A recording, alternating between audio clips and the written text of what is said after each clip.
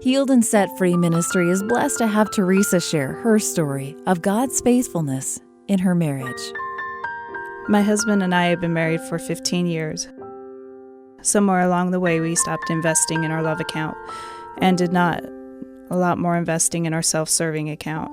We had begun drinking and started with special occasions, then weekends, and before we knew it, it was several times a week. I was under the illusion that I was a much happier person when I drank, and this was far from the truth.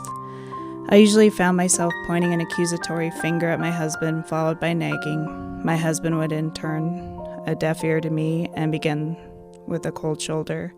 During this time, we found ourselves in very unsavory situations, even dangerous. Our family life began to suffer as well as our spiritual life. I very rarely went to church, although I was saved.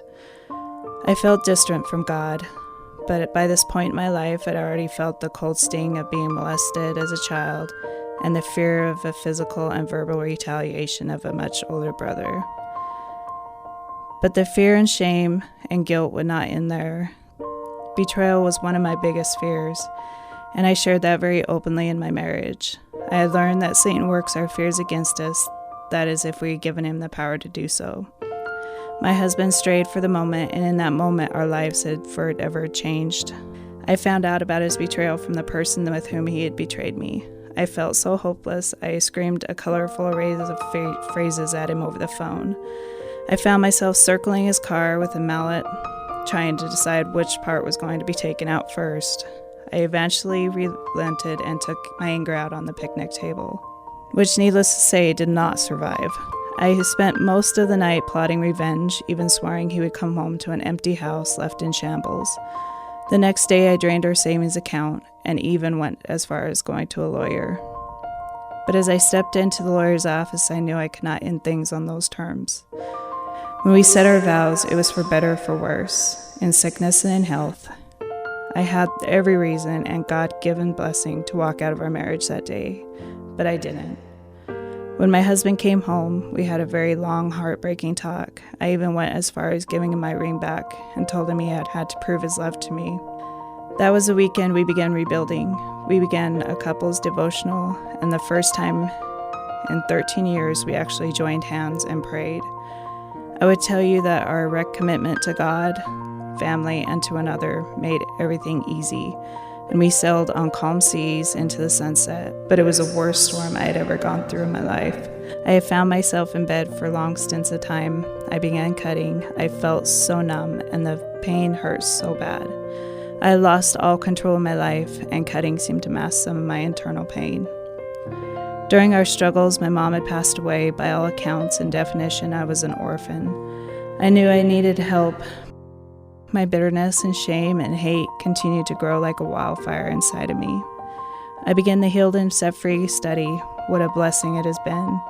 It has taught me that my roots of bitterness, that beginning to spring up in me, it made me see my choices, no matter how much I felt justified in the moment, were not okay if they were not the will of God. Hebrews 12:15 says, "See to it that no one falls short of the grace of God, and that no bitter group grows up to cause trouble and defile many." Forgiveness is as much for me as it is for the other person who had wronged me. Matthew 6:4-15 says, "For if you forgive another person when they sin against you, your heavenly Father will also forgive you. But if you do not forgive others their sins, your Father will not forgive your sin."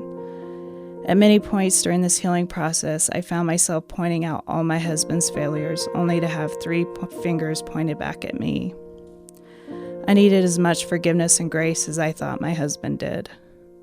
I gave my pain, bitterness, and shame and hate to the Lord. And in return, he had given me peace, joy, and love. Pretty good trade, I think. It began not to happen overnight. I still sometimes pray with the clenched teeth for those who have hurt me so deeply, but it's getting easier.